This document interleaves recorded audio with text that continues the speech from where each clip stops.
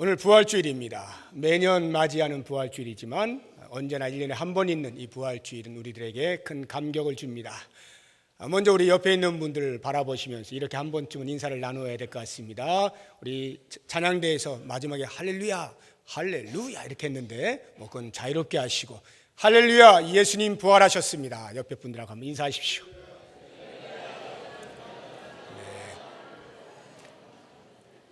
그렇게 인사를 받으실 때 과연 그렇습니다. 아멘 하시는 분들이 모두였기를 바랍니다.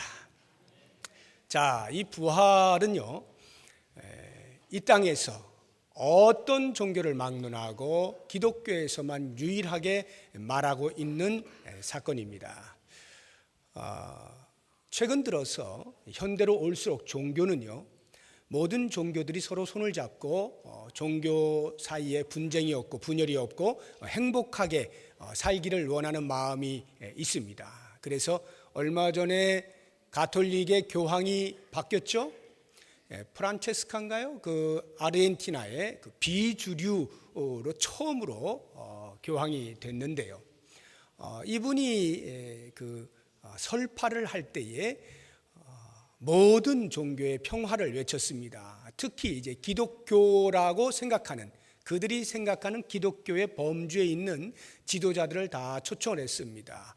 유대교, 그리스 정교회, 이슬람교까지 해서 지도자들을 초청해서 바티칸에서 같이 회담을 했던 장면이 얼마 전 TV에 방영이 되었습니다. 그리고는 우리는 다 형제니까 서로 손을 잡고 존중하고 화합하여 나가자라고 하는 너무나도 멋있는 말을 하였습니다. 그러나 화합이라고 하는 것이 언제나 옳은 건 아닙니다.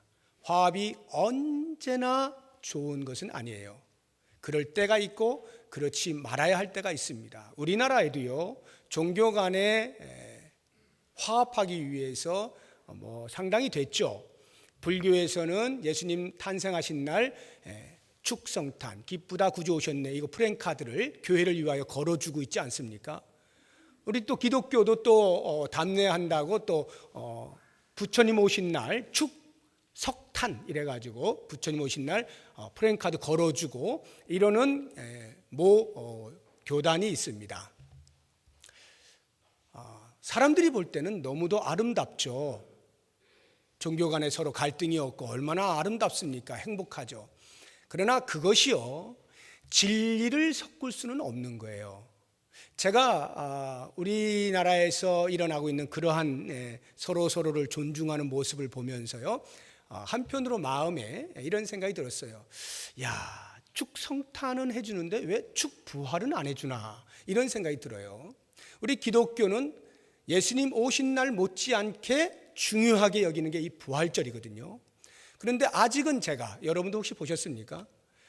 이 불교계에서 축부활, 예수님 다시 사셨네, 이거 축하하는 프랭카드 걸은 것은 아직은 제가 못 봤어요.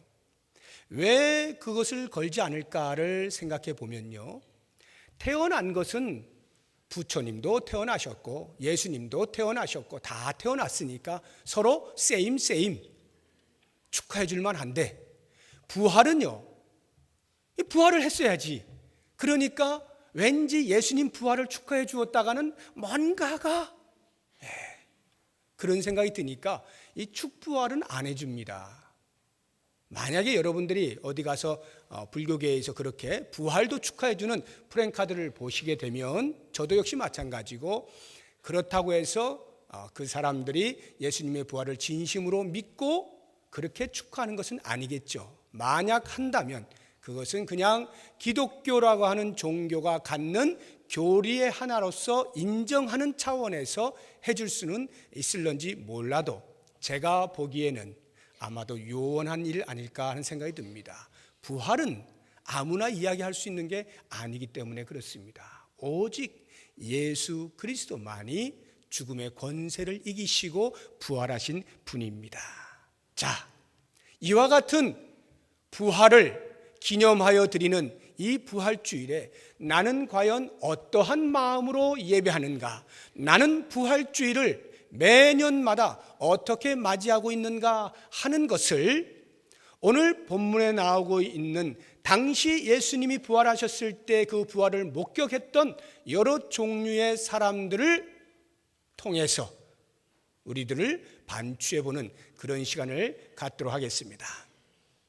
마태복음 28장에는 네 부류의 사람들이 예수님의 부활을 목격하고 증인이라 할 수 있습니다. 그 가운데 첫 번째가 막달라 마리아를 비롯한 여인들입니다. 예수님께서 부활하신 것을 가장 먼저 보여주신 대상이 바로 이 막달라 마리아와 여인들이라 할 수가 있겠습니다. 이들이 오늘 1절의 말씀을 보시게 되면, 우리가 읽지는 않았습니다만 같이 한번 보십시오. 눈으로. 안식일이 다 지나고 안식 후 첫날 새벽, 이것은 예수님이 금요일에 돌아가시고 금요일 저녁부터 토요일 저녁까지가 안식일이고, 그 다음 안식 후 첫날은 바로 이 주일을 이야기하는 겁니다. 주일 새벽에 그들이 무덤을 보려고 갔습니다. 무덤을 보려고 갔다는 말은 예수님께서 거기에서 부활하실 것을 알고 부활의 주님을 만나기 위하여 갔다는 말이 아닙니다. 그들은 금요일 오후 늦지막히 십자가에서 내려오신 예수님의 시신을 향유도 바르지 못한 채 급하게 준비되어진 무덤, 동굴입니다. 거기에 모셔놨기 때문에 예를 다 갖추기 위하여 안식일에는 향유를 바르면 일을 하는 것이어서 율법을 범하게 되니까 어쩔 수 없이 안식일을 지나자마자 쏜살같이 무덤으로 가서 장례를 반듯하게 치르려고 향품을 가지고 간 것입니다. 자, 이렇게 간 여인들을 우리 하나님께서는 그렇게 만나게 하지 아니하시고 놀라운 광경을 그들 앞에 펼쳐 주십니다. 2절을 보십시오. 큰 지진이 나며 주의 천사가 하늘로부터 내려와 돌을 굴려내고 그 위에 앉은 모습을 본 겁니다. 자연이 예수님의 부활을 축하합니다. 큰 지진이 납니다. 그리고는 그 굴을 막아놓은 돌, 그것을 옮기고 그 위에 천사가 앉아 있습니다. 그 천사의 모습이 3절에 그 형상이 번개 같고 그 옷은 눈같이 쉽니다. 예수님의 부활의 영광을 우리들에게 가시적으로 보여주고 있습니다. 이와 같은 천사를 본 것으로 끝나지 아니하고 그들이 여인들에게 말을 겁니다. 4절, 5절을 보십시오. 5절에 천사가 여자들에게 말하 이르되 너희는 무서워하지 말라. 십자가에 못 박히신 예수를 너희가 찾는 줄을 내가 아노라. 6절 같이 있습니다. 그가 여기 계시지 않고 그가 말씀하시던 대로 살아나셨느니라. 와서 그가 누우셨던 곳을 보라. 그가 말씀하셨던 대로 다시 살아나셨다. 예수님의 부활의 소식을 그 여인들에게 알려준 것입니다. 그리고는 제자들에게 빨리 달려가서 이 소식을 알리고 갈리로 가서 먼저 가신 예수님을 거기서 뵙도록 해라. 그것을 전하라. 이렇게 여인들에게 말을 담아줍니다. 그 말을 듣게 되어진 여인들이 어떻게 했는지가 8절에 나옵니다. 그 여자들이 무서움과 큰 기쁨으로 빨리 무덤을 떠나 제자들에게 알리려고 다름질했다라고 나와 있습니다만은 이 마태가 기록하고 있는 부활의 사건들은 대단히 압축적이고요. 마태가 목적하는 그것을 향해서 불필요한 것은 다 뺐어요. 다른 복음서들을 참고하여서 이해를 할 필요가 있는데 마가복음 16장 8절에 보면 이렇게 나와 있습니다. 여자들이 몹시 놀라 떨며 나와 무덤에서 도망하고 무서워하여 아무에게 아무 말도 하지 못하더라. 천사를 보았습니다. 천사를 만났습니다. 천사가 말을 들려주었습니다. 부활의 주님을 알려주었습니다. 그럼에도 불구하고 이 여자들은 너무나 두려워서 상상할 수 없는 일이 벌어져서 예상치 못한 그 기적을 눈에 목도하면서 무서워서 아무에게 아무 말도 못하고 있는 상태입니다. 그러한 떨고 있는 여인들을 예수님께서 만나 주시는 거예요. 오늘 본문의 말씀 9절을 보십시오. 예수께서 그들을 만나 이르시되 평안하냐 하시거늘 여자들이 나아가 그 발을 붙잡고 경배하니 이에 예수께서 이르시되 무서워하지 말라. 가서 내 형제들에게 갈릴리로 가라 하라. 거기서 나를 보리라 하시니라. 이렇게 예수님께서 직접 마리아의 이름을 불러가며, 다른 복음서를 보면 그렇게 나옵니다. 마리아 이름을 불러가면서 부활하신 주님을 그에게 직접 보여주었을 때에 이 여인들이 드디어 예수이신 줄 알고 그들이 큰 기쁨으로, 마태복음에는 기록되어 있지 않습니다만 그 예수님 만난 후에야 비로소 제자들에게 쫓아가서 제자들에게 말을 했다라고 하는 것입니다. 자, 우리가 이 여인들을 볼 때 가장 먼저 예수님의 부활을 목격한 사람들, 1차 증인들이에요. 그런데도 불구하고 이들이 천사의 말을 들었을 때에 그 말을 제대로 듣질 못합니다. 믿질 못해요. 분명히 무덤에 돌이 굴려져서 안에는 시신이 없어요. 빈 무덤이에요. 그리고는 천사가 놀라운 기적과 함께 나타나서 그와 같은 영광스러운 말을 해주었음에도 불구하고 그들의 마음 가운데는 믿을 수가 없는 거예요. 예수님을 만난 후에야, 예수님의 음성을 들은 후에야 그들은 비로소 그 부활의 주님을 전할 수 있었던 것입니다. 그 다음에 나오는 목격자를 보게 되면 지금까지 우리들은 대부분 이 사람에 대하여서는 거의 주목하지 않았습니다. 그 사람이 누군가 하면 경비병들입니다. 경비병들은 무덤을 지키고 있던 사람들입니다. 왜 경비병들이 무덤을 지키고 있었는지에 대한 것은 다른 복음서에서는 아무런 힌트를 주고 있지 않지만 오직 마태만이 우리에게 들려주고 있는데 27장 62절을 보십시오.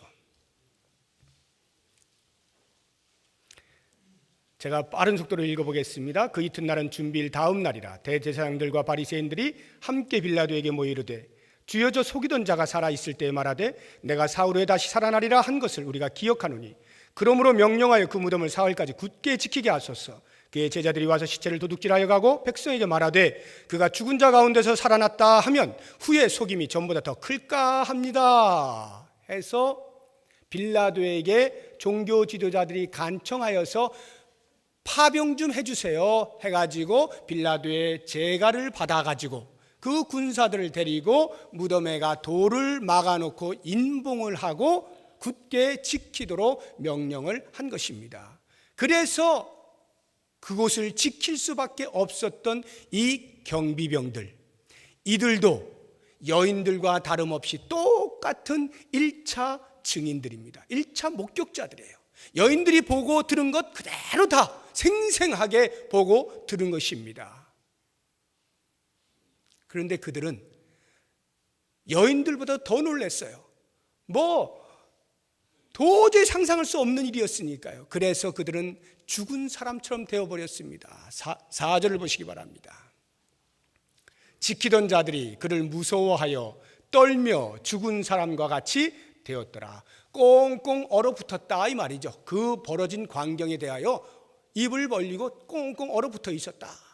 그러나 그렇다고 해서 그들이 보고 들은 것을 잊어먹지는 않았습니다. 다 기억하고 있는 거예요. 11절을 보세요. 여자들이 갈 때 경비병 중 몇이 성에 들어가 모든 된 일을 대제사장들에게 알리죠. 다 기억하고 있는 것입니다. 그렇게 해서 알립니다. 자, 분명히 여자들과 똑같이 1차 목격자로서 예수님의 부활의 현장에 있었던 이 경비병들이 대제사장들에게 가서, 종교 지도자들에게 가서 부활의 소식을 전했습니다. 일어난 일을 전했습니다. 그런데 그들이 뇌물을 주었습니다. 야, 제발 말 좀 하지 마. 그리고 우리가 하라는 대로 좀 해줘 하고 다른 말을 그들의 입에 넣어줍니다. 그런데 워낙 큰 돈을 준 거예요. 그러니까 이 경비병들이 그 돈값을 한다고 주머니에 돈이 차 있는 동안 계속해서 그들이 말하라고 하는 대로 제자들이 훔쳐갔습니다. 제자들이 우리가 졸고 있는 사이에 훔쳐갔습니다. 이렇게 거짓 증언을 하고 돌아다니게 된 것입니다. 그런데요, 자기들이 졸고 있는 사이에 훔쳐갔다라고 하면 어떻게 되겠어요? 빌라도 총독이 들었을 때 직무유기로 그냥 죽는 거예요. 그러니까 겁나가지고 그렇게 할 수도 없어요. 그러니 이 유대 종교 지도자들이 그들에게 안심을 시키는 겁니다. 빌라도는 내가 책임질게. 우리가 알아서 잘 해놓을 테니까 너는 아무 염려하지 말고 우리가 말하는 대로만 해 하고는 그 말을 믿고 뇌물을 얻어서 그만 거짓 증언을 하고 돌아다니게 된 거죠. 자, 이 경비병들을 한번 생각해 보세요. 우리의 시야에는 잘 들어오지 않는 사람들입니다. 그러나 예수님의 부활의 현장에 가장 가까이에 있었던 사람들입니다. 그런데 그들이 그 부활의 영광을 증거하며 살 수 있는 복이 있었음에도 불구하고 눈앞에 보이는 그 돈이 얼마나 좋은지 돈 때문에 거짓말을 하고 돌아다니는 겁니다. 부활의 주님을 목격해도 다 믿는 게 아니에요.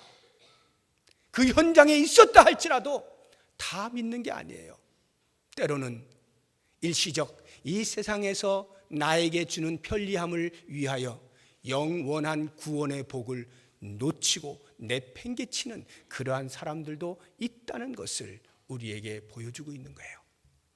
세 번째로 그 부활의 현장에 있었던 사람들은 다름 아닌 유대 종교 지도자들입니다. 이 경비병들로부터 모든 되어진 일을 다 들었습니다. 빠짐없이 들었죠. 그런데요, 이 사람들도 역시 엉뚱한 생각을 하는 거죠. 이들이 경비병을 세울 때부터 우리가 한번 생각을 해보면요, 얼마나 가증스러운지를 알게 됩니다. 이들이 경비병을 세우기 위하여 빌라도를 찾아간 날은 예수님이 돌아가시고 하루가 지난 안식일이었습니다. 안식일. 안식일이 시작된 그때에 빌라도를 찾아가서 빌라도에게 간청을 하는 거예요. 군인 좀 파병해 주세요.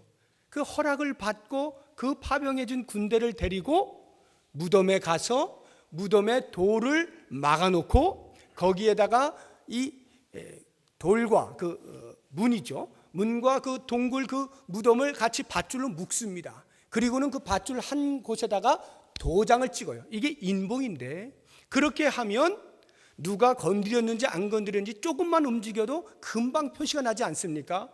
그래서 아무도 건드리지 못하도록 인봉까지 하고 파수꾼을 세우는 거예요. 경비병을 세워가지고 꼼짝없이 그대로 있게 만듭니다. 이유가 뭡니까? 이미 우리가 앞에서 읽은 대로 예수의 제자들이 혹시 와서 훔쳐간 다음에 예수님이 부활하셨다라고 말을 하게 되면 백성들이 더 혼란에 빠질 것이다. 그 사기에 빠져가지고 더 크게 혼란스러울 것이니까 이렇게 경비병을 세워서 지킵시다 라고 말을 한 거죠. 그러나 그 말은 사실은 더 본질적인 것에 우리가 찾을 수 있어야 돼. 그건 표면으로 드러난 이유입니다.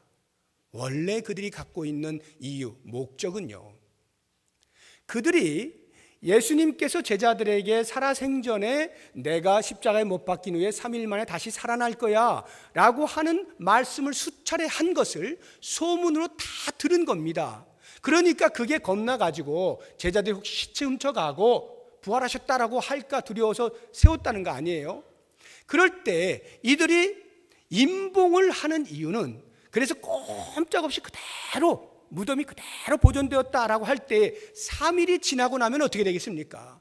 그가 그렇게 말했던 그 모든 것들은 다 유언비어였다. 그가 말한 것은 전부 다 허풍이었다. 다 사기야 라고 하는 것을 만천하에 증명하는 것을 목적하는 거예요. 그래서 더 이상은 백성들이 그 예수 공동체라고 하는 젊은 청년을 따라다니던 그 모든 것들을 다 내려놓고 이제는 다시 자기들이 장악했던 그 유대 공동체를 공고히 하겠다라고 하는 목적을 가지고 임봉까지 하고 파수꾼까지, 경비병까지 세워두게 된 것이죠. 자, 그러나 어떻습니까? 그들이 그렇게 수고하고 노력한 모든 것, 그 모든 것을 이기시고 예수님은 부활하시지 않습니까? 사람들이 막고자 하는 것 어림도 없는 거예요. 예수님의 부활을 막을 수 있는 것은 아무것도 없는 것입니다. 우리 예수님은 호련히 부활을 하셨습니다. 마치 그들의 모든 행위가 얼마나 어리석은가를 보여주시는 듯이 그렇게 부활을 하신 것입니다. 자, 그렇다고 하면 그렇게 부활의 소식을 경비병들로부터 들었을 때 이 유대 종교 지도자들은 과연 어떠한 태도를 가졌는가? 그것을 은폐하기 위하여 그들에게 많은 돈을 주고 뇌물로서 입을 막습니다. 그리고는 제자들이 훔쳐갔다고 하라. 그들이 염려했던 그대로 되어진 것처럼 꾸미는 거예요. 그래서 실제로 오늘날까지도 유대 사회에는요, 예수님의 부활에 대하여 반박하는 많은 설들이 나돌고 있는데 그 가운데 하나가 바로 이 시체 도적설이에요. 시체 도굴설. 시체를 훔쳐갔다 제자들이 이와 같은 것으로 예수님의 부활을 반박하는 그런 유대 사회에 많은 이야기들이 떠돌고 있는 것, 바로 그것에 대한 유래가 여기에서부터 나온 것입니다. 저는 생각해 보는 거예요. 여러분 한번 생각해 보세요. 만약에 가정을 하는 겁니다. 이 종교 지도자들이 경비병들이 와서 이야기를 했을 때 그때라도 비록 지금까지 자기들이 잘못 생각해서 자기들이 생각했던 그런 메시아가 아니었기 때문에 너무도 안타깝지만 그 예수를 십자가에 못 박은 엄청난 죄를 저질렀다 할지라도 정말로 부활하셔서 예수님이 참 메시아다라고 하는 것에 대하여 경비병의 말을 통하여서 인식을 하고 인정을 하고 그래서 그 주님 앞에 자신의 지금까지 지은 죄를 회개하고 죄사함의 은총을 입었다라고 한다면 저는 믿기로 그 유대 지도자들을 통하여서 부활의 소식을 전파할 때 제자들보다 훨씬 큰 영향력을 미쳤을 것이다 하는 생각을 해봅니다. 왜요?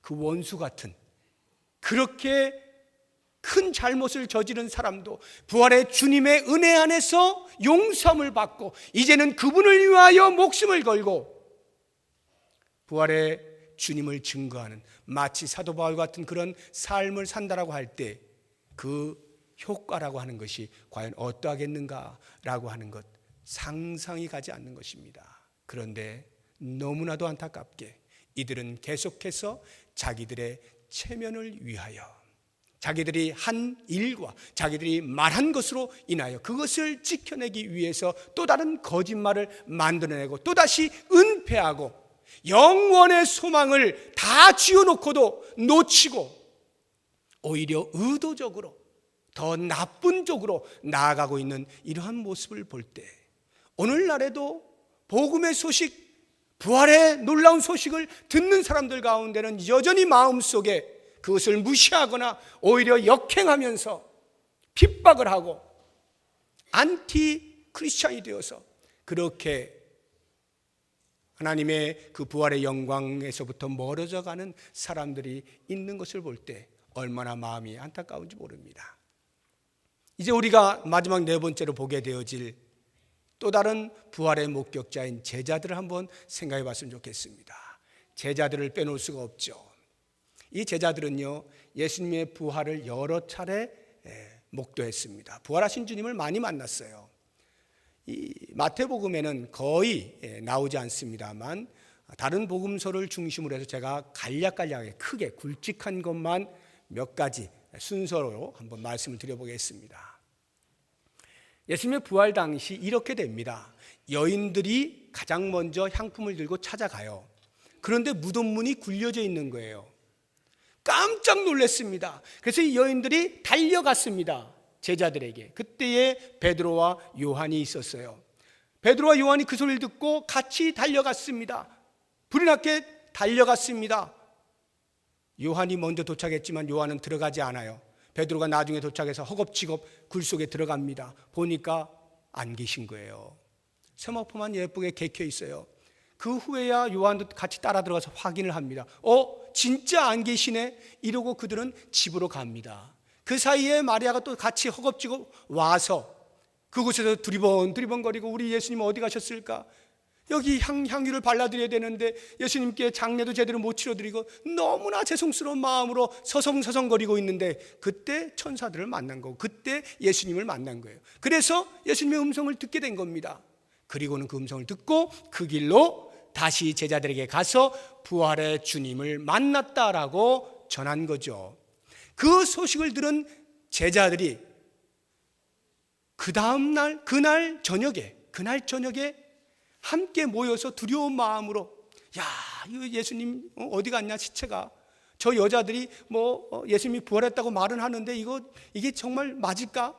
저 여자들이 하는 말이 뭘 하고는 신빙성을 갖지 아니하고 믿지 아니하고 두려워하는 가운데 문을 꽁꽁 걸어 잠그고 모여 있는데 바로 그 자리에 예수님께서 그냥 그대로 들어오십니다. 그리고는 평안하냐 물으시고 그들에게 사명을 주시죠.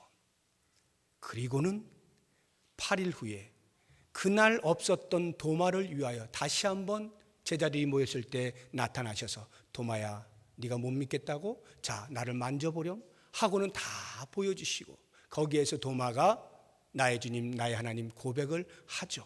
그리고 나서 예수님께서 갈릴리로 가십니다. 갈릴리로 가서 나를 볼 것이다 라고 말하라고 했으니까 예수님이 갈릴리로 가셨는데 그때 제자들 가운데 요한복음에 보면 7 제자가 갈릴리 바다에서 고기 잡으려고 하다가 예수님을 만나게 되죠. 그리고는 그 후에 500의 형제들에게도 나타나시고 그리고 오늘 본문에 보면 28장 16절에 보면 11 제자가 갈릴리에 가서 예수께서 지시하신 산에 이르르게 됩니다. 여기 마태는 11 제자라고만 말을 하였으나 실제로는 11 제자와 수없이 많은 제자들이 같이 모여 있는 것입니다. 예수님이 승천하시기 직전에 이제 그들에게 마지막 선교 대명령을 주시기 위하여 모이는 거예요. 그리고 18절을 보십시오. 17절을 보세요. 예수를 배웠고 경배하나 아직도 의심하는 사람들이 있더라. 자, 여기에서 이제 제가 왜 이런 그 제자들의 예수님을 만난 일련의 순서들을 말씀을 드렸는가 하면 이와 같이 여러 차례 부활의 주님을 만났음에도 불구하고 그 각 과정에서 계속하여 예수님의 부활을 석연치 않게 믿지 못하는 사람들이 있었다라고 하는 것입니다. 그 부분에 대하여 가장 잘 표현해 놓고 있는 진술해 놓고 있는 복음서가 누가복음입니다. 여러 차례를 찾아야 되기 때문에 저와 함께 누가복음 24장을 같이 가보겠습니다. 누가복음 24장입니다. 제가 아까 말씀드린 제자들이 만난 그 일련의 사건들을 기억하시면서 잘 보십시오. 여자들이 제자들에게 가서 예수님의 부활 소식을 전하지요. 그런데 어떻게 되는가 보세요. 24장 11절 다 같이 시작. 사도들은 그들의 말이 허탄한 듯이 들려 믿지 아니하나. 부활의 소식을 들었습니다. 그런데 이게 무슨 뚱딴지 같은 소리야, 말도 안 되는 소리야, 저 여자들이 미쳤나? 이렇게 하고 무시하였다, 이런 말입니다. 그리고는 2 제자가 엠마오로 가고 있습니다. 그때에 예수님과 같이 가면서 당신들 무슨 이야기하고 있어? 질문을 하니까 그들이 대답을 하는 말 속에서 또 보십시오. 17절 보세요. 예수께서 이르시되 너희가 길 가면서 서로 주고받고 하는 이야기가 무엇이냐 하시니 2 사람이 슬픈 빛을 띠고 머물러 서요. 슬픈 빛을 떴다는 걸 잘 기억하세요. 그리고 그 다음 보세요. 그 한 사람인 글로바라 하는 자가 대답하여 이르되 당신이 예루살렘에 체류하면서도 요즘 거기서 된 일을 혼자만 알지 못하느냐? 이르시되 무슨 일이냐? 이르되 나사렛 예수의 일이니 그는 하나님과 모든 백성 앞에서 말과 일에 능하신 선지자이거늘 우리 대제장들과 관리들이 사형 판결에 넘겨주어 십자가에 못 박았느니라. 우리는 이 사람이 이스라엘을 속량할 자라고 바랐노라. 이뿐 아니라 이 일이 일어난 지가 사흘째요. 또한 우리 중에 어떤 여자들이 우리로 놀라게 하였으니 이는 그들이 새벽에 무덤에 갔다가 그의 시체는 보지 못하고 와서 그가 살아나셨다 하는 천사들의 나타남을 보았다 함이라. 이게 무슨 말이에요 지금? 어이없다 이 말이에요. 어이없다. 드디어 예수님을 사모하다 못해 여인들은 지금 미쳐가고 있어. 지금 우리 예수 공동체가 완전히 와해되고 있어. 우리들도 지금 더 이상 희망이 없어서 그냥 고향 가고 있는 것이요. 이런 이야기예요. 그러니까 예수님이 뭐라 그래요? 25절에 미련하고 선지자들이 말한 모든 것을 마음에 더디 믿는 자들이요. 분명히 여인들의 말을 들은 이 제자들이 믿지 아니하고 그냥 자기 갈 길 가고 있다, 이 말이죠. 거기에다가 주일 저녁에, 그 주일 저녁에 제자들이 모여 있을 때 예수님이 나타나셨다 그랬죠? 문을 꽁꽁 걸어 잠고 있을 때 나타나셨다 그랬죠? 그때 어떻게 되는가 보십시오. 36절입니다. 이 말을 할 때 예수께서 친히 그들 가운데 서서 이르시되 너희에게 평강이 있을지어다 하시니 그들이 놀라고 무서워하여 그 보는 것을 영으로 생각하는지라. 문도 안 열어줬는데 들어오셨으니까 영으로 생각하는 겁니다. 그때 예수님이 말씀하셔요. 어찌하여 두려워하며 어찌하여 마음에 의심이 일어나느냐. 내 손과 발을 보고 나인 줄 알라. 또 나를 만져보라. 영은 살과 뼈가 없으되 너희 보는 바와 같이 나는 있느니라 하시고 그들에게 손과 발을 보이셔요. 그런데 그 다음 어떻게 되는 거 보세요. 41절 다 같이 시작. 그들이 너무 기쁨으로 아직도 믿지 못하고 놀랍게 여길 때에 뭐라고요? 아직도 믿지 못하고, 부활하신 주님이 그들 앞에 나타나 있음에도 불구하고 아직도 믿지 못하고 있는 것입니다. 그리고 8일 후에 도마를 만나 주시잖아요. 도마도 어떻습니까? 내가 내 눈으로 확인하기 전엔 절대 못 믿어. 그래서 예수님이 나타나셔서 보여주시는 거 아니에요? 제자들은 믿지를 못하고 있는 것입니다. 요한복음 20장에 보면 갈릴리에서 7 제자들에게 나타나실 때도 보면 그 제자들이 부활하신 예수님을 만난 사람답지가 못해요. 뿐만 아니라 오늘 우리 마태복음 28장 이 본문의 말씀 17절에도 보면 마지막 예수님이 승천하기 직전에 선교에 대해 명령을 주시려고 모여든 그 제자들 가운데에도 예수를 배웠고 경배하나 아직도 의심하는 사람들이 있는 것입니다. 여러분, 이게 제자들이었어요. 제자들은 예수님을 목도했어요. 부활의 주님을 목도했어요. 그럼에도 불구하고 여전히 마음 가운데 이런저런 의심과 확신을 갖지 못하는 모습들을 보여주고 있는 거예요. 이게 왜 이럴까요? 한번 생각해 보세요. 왜 이런 일이 벌어졌을까요?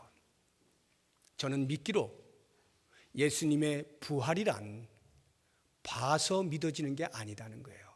본다고 해서 내가 봤으니까 이젠 다 믿을 수 있어. 이게 아니에요. 왜? 우리가 보통 그 TV 프로그램 같은 데 보면은 참 우리 보통 사람들이 할 수 없는 일들을 보여주는 것들 있잖아요. 뭐 생활의 달인이라든가 뭐 스타킹이라든가 또는 세상에 이런 일이, 이런 프로그램들 보시면은 기이한 일들이 많이 있어요. 정말 놀랍니다. 어떻게 사람으로 저렇게 할 수 있을까?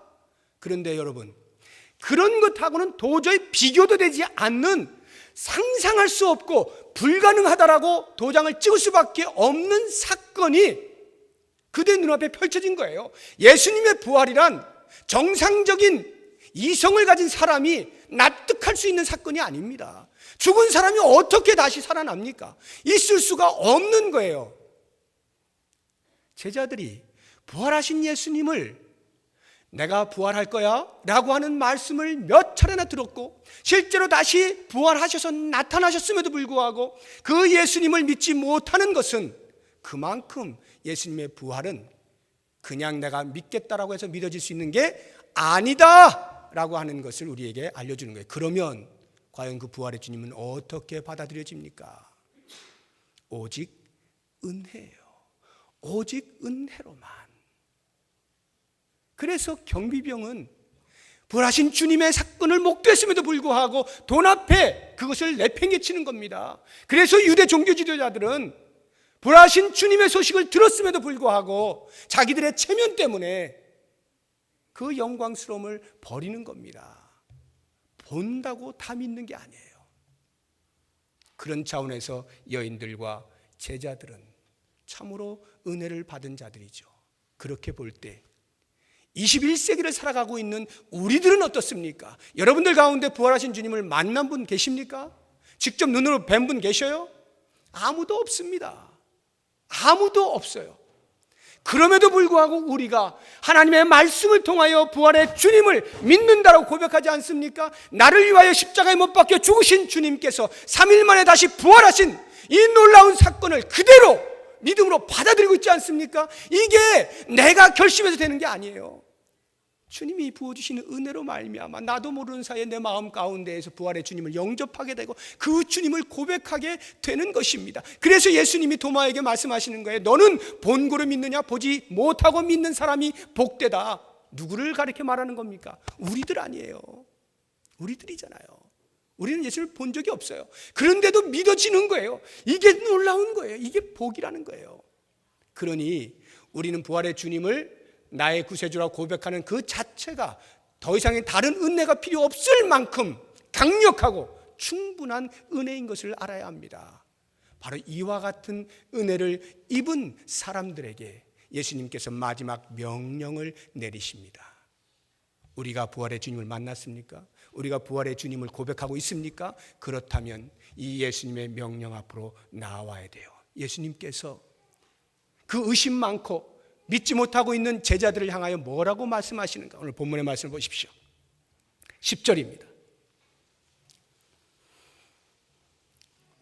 말의 입에 담아주시는 거예요. 이에 예수께서 이르시되 무서워하지 말라. 가서 내 형제들에게 갈릴리로 가라 하라. 거기서 나를 보리라 하시니라. 자, 그 제자들을 뭐라고 부르고 있습니까? 내 형제들에게. 예수님께서 제가 지금 설명드린 대로 제자들은 부활의 주님을 만나고도 제대로 믿지 못할 만큼 형편없는 그러한 사람들이에요. 그런데도 불구하고 그들을 향하여 예수님은 형제라 부르고 있어요. 왜? 어차피 그들이 마음 먹어서 예수님 모실 수 있는 게 아니거든요. 오직 주님의 베푸신 은혜로 말미암아서만 가능한 것이기에 지금은 비록 그들이 연약한 상태로 다 받아들이지 못하고 있다 할지라도 마침내 그들은 부활의 주님을 영접하고 맞이하고 그분을 위하여 목숨을 걸 것임을 예수님은 아셨기 때문에 그들을 향하여 형제라 부르는 거예요. 그리고는 그들에게 마지막 승천하시기 전에 명령을 내리신 것이 너희는 온 천하에 다니면서 이 복음을 전하렴. 아버지 아들과 성령의 이름으로 세례를 주고 내가 너희에게 가르쳐 분부한 모든 것을 지키게 하도록 해라. 부활의 주님을 증거해라. 증인의 삶을 살아라. 이렇게 부탁을 하는 거예요. 오늘 우리에게도 동일한 부탁을 하시지 않겠습니까? 이 부탁을 들은 제자들이 어떻습니까? 그때로부터 성령이 오시기를 기다리죠. 간절히 기도하며 기다립니다. 오순절이 되었습니다. 성령이 강림하셨습니다. 그들은 성령으로 충만했습니다. 그때로부터 그들의 삶은 완전히 바뀌는데 부활의 주님을 위하여 자신의 목숨을 담보로 내걸고 목숨을 아까워하지 아니하고 복음을 전합니다. 부활의 주님을 증거합니다. 내가 사람으로 옳게 하랴, 하나님으로 옳게 하랴. 내가 듣고 말한 것, 내가 듣고 본 것을 말하지 아니할 수 없다. 담대하게 부활의 주님을 증거하지 않습니까? 증인으로 살아가는 거예요. 여러분, 그 당시에 증인은 곧 죽음을 의미하는 거예요. 증인이 헬라어로 마르티스라고 하는 겁니다. 마르티스라고 하는 이 단어에서 영어 단어가 파생되었는데 마터라고 하는 단어가 파생됐어요. 이 마터가 순교자라는 뜻이에요.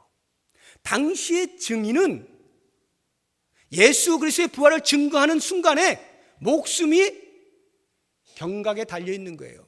증인은 죽는 것을 의미하는 겁니다. 그럼에도 불구하고 제자들이 그렇게 담대하게 외칠 수 있었던 것은 그 부활의 주님의 영광이 어떠한 것을 아는 것입니다.